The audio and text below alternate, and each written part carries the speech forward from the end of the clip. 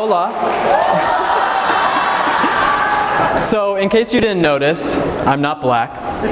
I'm also not Mexican. But I think it's very, very important for me to be here. And first of all, I want to give a huge shout out to everyone here and to Candace for putting this on. This is amazing. Thank you. This is great. You know, I was at the Women's March yesterday, actually, which was about, I think, 25,000 people in downtown LA, and I can tell you I didn't get the same amount of love from them that I'm getting from you guys now, so that's a very nice thing.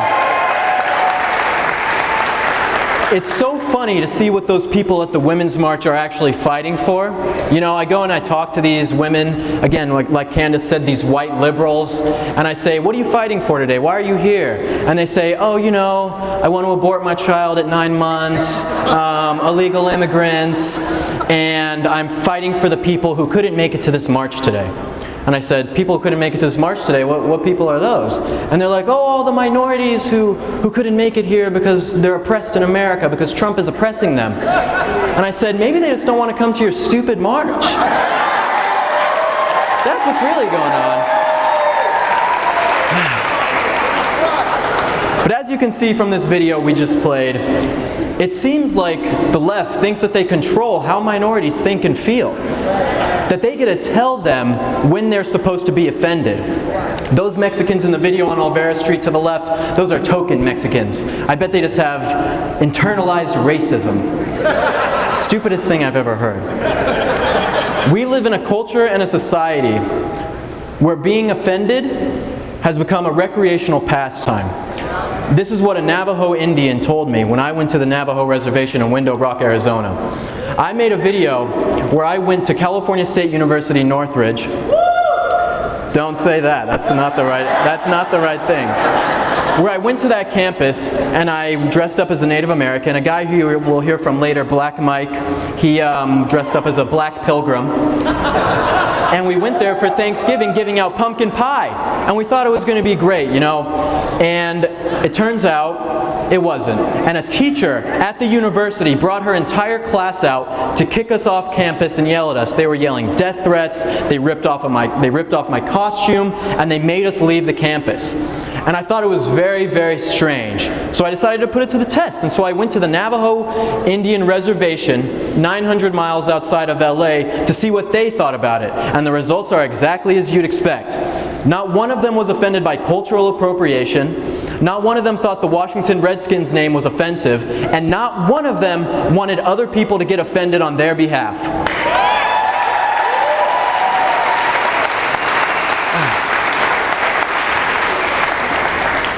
It was funny how much they actually loved it, that we were celebrating their culture. It's cultural appreciation, not cultural appropriation. It seems that nowadays people are going to college and they're coming out stupider than when they went in. I only did 2 years at university until I dropped out. I couldn't take it anymore and I had to go and work for Turning Point first, then PragerU to help change America. And these people, these young people who I talk to, they're not born offended. You can't be born offended. It has to be something that is taught.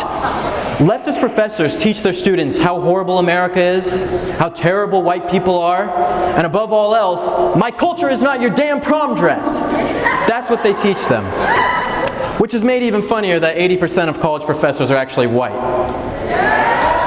Virtue signaling academics are teaching impressionable college students what to think, not how to think. In turn, creating an entire generation of students who believe getting triggered is the norm and who shame those who wish to celebrate another culture's identity. So what does all this mean? All of this getting offended, white liberals getting offended. It really means that white liberals are the most racist people in America.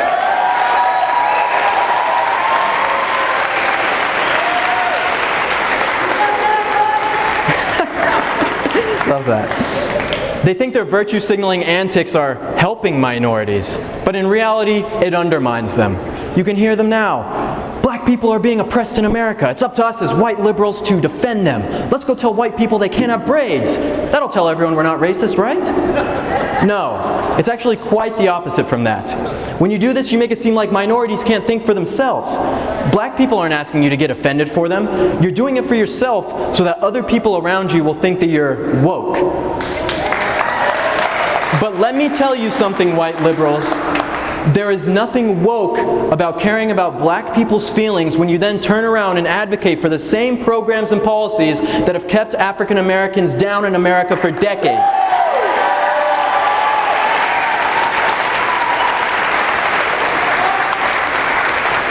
You think about something like affirmative action. You know, affirmative action sounds great on paper, but affirmative action is racist all the way through. It basically says as a premise, African Americans, Hispanics are not as smart as white people, so we need to give them a leg up so they can get into these positions. But the reason why African Americans and Hispanics aren't in these positions is because of the economic oppression that the Democrats have put on them for the last 60 years. You fix the welfare state and you fix the schools in these communities, you won't need affirmative action. It's funny, a study actually just came out that shows when Democrats talk to minorities, they dumb down their speech. When they give speeches, they dumb down their speech. They use simpler words so that they can understand them, because minorities can't understand them. Is that not racist? This is what we call pandering. Think of someone like Hillary Clinton. Hillary Clinton, what are you all, our favorite politician? Our favorite politician?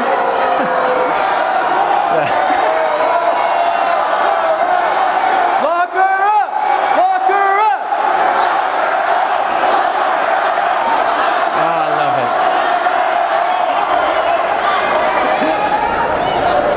it. Hillary Clinton, what's one thing you always keep in your purse? Oh, hot sauce. Hot sauce. I always keep hot sauce in my purse. You don't? That's pandering. People like Hillary Clinton, who have time and time again put their own wealth and fortune above minority issues while in office, don't suddenly get a free pass because they say, I keep hot sauce in my purse. It's disrespectful to black people, and honestly, it's insulting. They did the same study with conservatives, and guess how conservatives talk to minorities? Just like they talk to everybody else. So for me, becoming a conservative, I haven't been a conservative forever, no way. I used to work for a Democrat senator back when I was in high school, mostly to impress this girl who I knew, but I was also on the left. And I was an English major, worthless degree, and I was in my intro to sociology class, and I remember my TA in my class, she came up to me, pointed at me, there was a black girl sitting next to me, and she said, you are oppressing this girl next to you just because of the color of your skin. You're white privilege. And the girl, the black girl, she looks at me, she's like, I don't know what's going on, this is really awkward for me. And I was like, yeah, I don't really think I'm oppressing you. And that was like a moment where I realized, like, maybe these things that the left are saying are wrong. This girl doesn't think I'm oppressing her. I don't think I'm oppressing her. But this white TA at a $50,000 a year university has the right to come and tell me that I'm oppressing them. This is how you create a victim culture in America.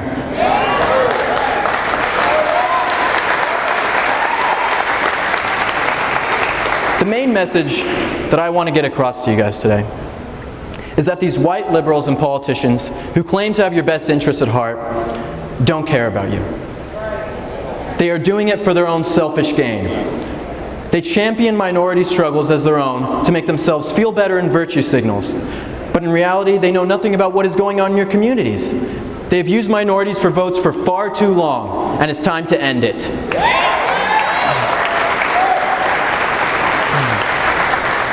But you know who does care? Conservatives and Donald Trump. That's who cares.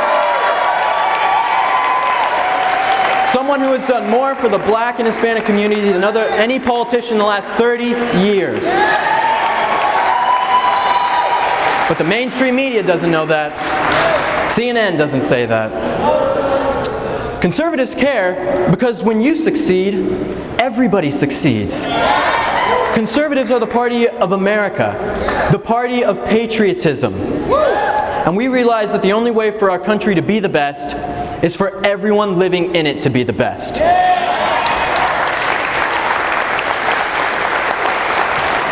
I'm going to end with this, that you guys have been here today and you've heard from some amazing speakers, Candace and everyone else, and you've learned so much. But why are you here if it's not to take those ideas into the communities that you live in and spread them around as much as you can?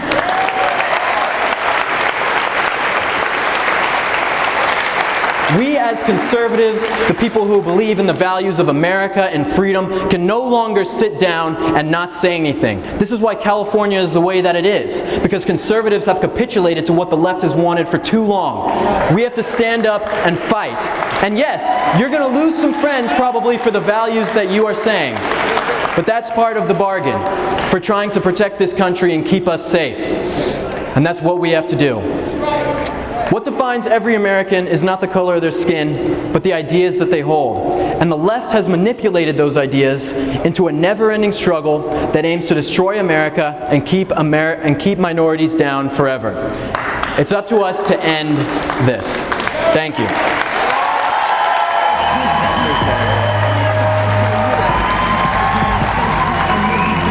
Thank you. Thank you.